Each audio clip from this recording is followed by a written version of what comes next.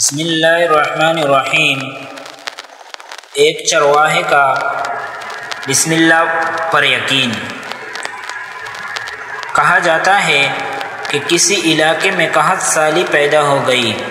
اس قحط سالی کی لپٹ میں نہ صرف انسان بلکہ چرند و پرند سب اس کا شکار ہو گئے۔ مویشی مالکان بے حد پریشان تھے۔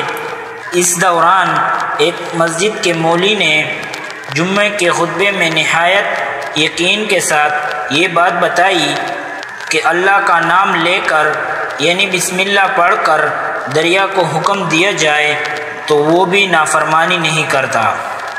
خطبہ سننے والوں میں ایک چرواہا بھی تھا۔ مولوی کی یہ بات اس کے دل میں اتر گئی اور اس بات پر اس کا یقین کامل ہو گیا۔ اس نے واپس آ کر اپنی بکریاں کو لی اور سیدھا دریا پر چلا گیا۔ اونچی آواز سے بسم اللہ الرحمن الرحیم پڑھا اور دریا کو کہا وہ اپنی بکریاں چرانے کے لیے دوسرے پار جانا چاہتا ہے اور اسے کہا کہ مجھے اپنے اوپر سے گزرنے دے۔ یہ کہہ کر اس نے اپنی بکریوں کو لیا اور دریا پر چلتا ہوا دریا پار کر گیا۔ دریا کے دوسری طرف کا علاقہ گھاس سے بھرا پڑا تھا۔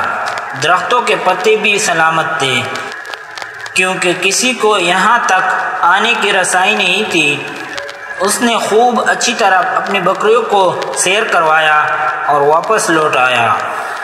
پھر یہ اس کا معمول بن گیا اور وہ بکریاں پار چھوڑ کر واپس آ جاتا اور شام کو جا کر بکریاں واپس لے آتا۔ اس کی بکریوں کا وزن دگنا چگنا ہو گیا۔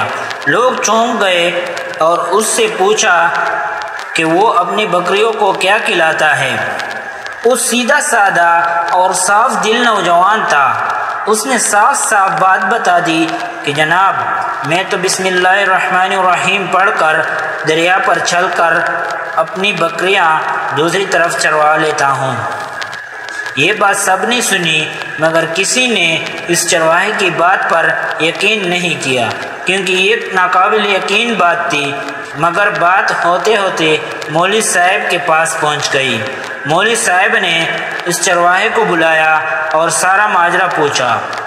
اس چرواہے نے مولوی صاحب کو ہی حوالہ بنا لیا کہ مولوی صاحب میں تو آپ کا شکریہ ادا کرنے والا تھا۔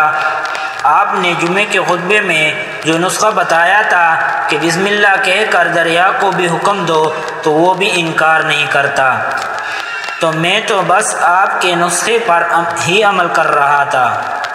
مولوی صاحب حیرت سے اس کے چہرے کو دیکھتے رہے۔ مولوی صاحب نے کہا بھائی صاحب ایسی باتیں تو ہم ہر جمعے میں کرتے ہیں، فقط ان کا مقصد لوگوں کا ایمان بنانا ہوتا ہے۔ مگر بکریوں والا ڈٹا رہا کہ میں تو بس بسم اللہ کہہ کر پانی پر چلتا ہوں اور بکریوں سمیت پانی پار چلا جاتا ہوں۔ آخر کار مولوی صاحب نے صبح خود ہی یہ تجربہ کرنے کی ٹھانی، جسے دیکھنے چرواہے سمیت پورا علاقہ بھی آ گیا۔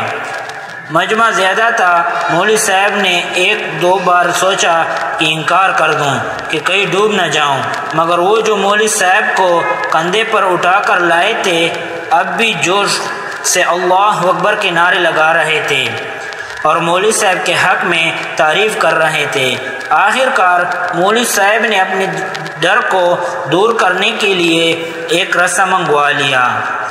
پہلے اس ایک درخت کے ساتھ باندھا، پھر اپنی کمر کے ساتھ باندھا، پھر ڈرتے ڈرتے ڈیلا ڈالا، بسم اللہ پڑھا اور دریا پر چلنا شروع ہو گئے۔ مگر پہلا پاؤں ہی رکھا تھا کہ پانی میں گر گئے۔ مولوی صاحب ڈبکیاں لگانے لگے اور پانی کے بہاؤ میں بہنا شروع ہو گئے۔ لوگوں نے کھینچ کر باہر نکالا۔ مولوی صاحب کی اس حرکت نے چرواہے کو پریشان کر دیا کہ مولوی صاحب کی بسم اللہ کو یہ کیا ہو گیا، کیونکہ اس کا یہ روز کا معمول تھا۔ اس کے اپنے یقین میں کوئی فرق نہ آیا۔ اس نے بسم اللہ کہہ کر بکریوں کو پانی کی طرف اشارہ کیا اور خود ان کے پیچھے چلتا ہوا پار چھوڑ کر واپس بھی آ گیا۔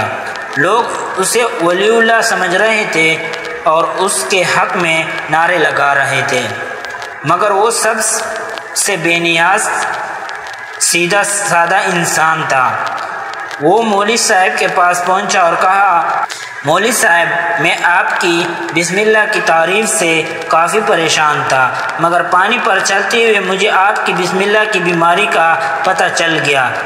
اس چرواہے نے درخت سے بندھے رسی کی طرف اشارہ کیا اور کہا، مولوی صاحب، یہ ہے آپ کی بسم اللہ کی بیماری۔